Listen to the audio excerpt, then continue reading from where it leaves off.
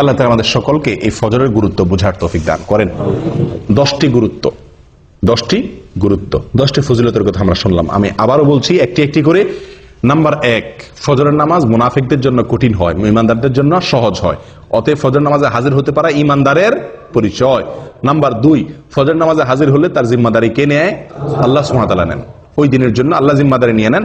আল্লাহর নিরাপত্তার ভিতরে সে প্রবেশ করে যদি ফজর নামাজ আদায় করে। নাম্বার 3, ফেরেশতারা আল্লাহ সুবহানাহু ওয়া তাআলার কাছে গিয়ে ওই ব্যক্তির পক্ষে কি দেয়? সাক্ষ্য দেয় যে সে সালাত আদায় করছে, ভালো কাজ করছে। নাম্বার 4, যদি কেউ ফজর নামাজ জামাতের সাথে আদায় করে তো আল্লাহ সুবহানাহু ওয়া তাআলা তাকে সারা রাত দাঁড়িয়ে তাহাজ্জুদের নামাজ পড়ার সওয়াব, নফল নামাজ পড়ার সওয়াব দান করেন। নাম্বার 5, ফজর নামাজ যদি কেউ জামাতের সাথে পড়ে, আলো আঁধারিতে কষ্ট করে মসজিদে আসে নিয়মিত, তো আল্লাহ সুবহানাহু ওয়া তাআলা তার বিনিময়ে কিয়ামতের দিন তাকে পরিপূর্ণ আলোর ব্যবস্থা করেন, তার জন্য স্পেশাল তার জন্য আলোর ব্যবস্থা করেন কিয়ামতের দিন। 6 নম্বর পুরস্কার হলো আল্লাহ সুবহানাহু ওয়া তাআলাকে দেখা জান্নাতীদের সবচেয়ে বড় পুরস্কার, সবচেয়ে বড় পুরস্কার। এই পুরস্কারটি সে শুধু পাবে তা নয়, পূর্ণিমার চাঁদ যেরকম মানুষ দেখতে পারে পূর্ণিমার রাতে, আল্লাহ সুবহানাহু ওয়া তাআলাকে সে এরকম পরিষ্কার ভাবে দেখতে পারবে। এবং সে না, সব জান্নাতীরা কেউই ভিড় করবে না আল্লাহকে দেখার জন্য। দেখার জন্য একটা জিনিস দেখতে গেলে, অনেক লোক দেখতে গেলে ভিড় করে অনেক সময় দেখা লাগে না, আল্লাহ সুবহানাহু ওয়া তাআলাকে সেরকম ভিড় করে দেখতে হবে না। এক কথা, আল্লাহ সুবহানাহু ওয়া তাআলার সাথে সাক্ষাৎ নসিব হবে, দিদার নসিব হবে। কি করলে? ফজর নামাজ জামাতের সাথে আদায় করলে, নিয়মিত আদায় করলে। 7 নম্বর আমল ভাই, 7 নম্বর আমল হলো জাহান্নাম থেকে মুক্তির পরোয়ানা পাওয়া যাবে। কোত্থেকে? জাহান্নাম থেকে মুক্তি। ওই ব্যক্তি জাহান্নামে প্রবেশ করবে না যে ব্যক্তি আসর এবং ফজরের নামাজের যত্ন করবে। নবী সাল্লাল্লাহু আলাইহি ওয়াসাল্লাম তাকে পরামর্শ দিয়েছেন আমাদেরকে, তোমরা যদি সম্ভব হয় চেষ্টা করো যেন আসর এবং ফজরের নামাজ কখনো না ছুটে তোমাদের। বুঝে আসছে কথা?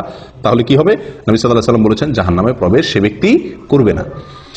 8 নম্বর আমল হলো সকালের সময়ের জন্য নবী সাল্লাল্লাহু আলাইহি ওয়াসাল্লাম কি করছেন? দোয়া করেছেন। কিসের দোয়া করছেন? বরকতের দোয়া করেছেন।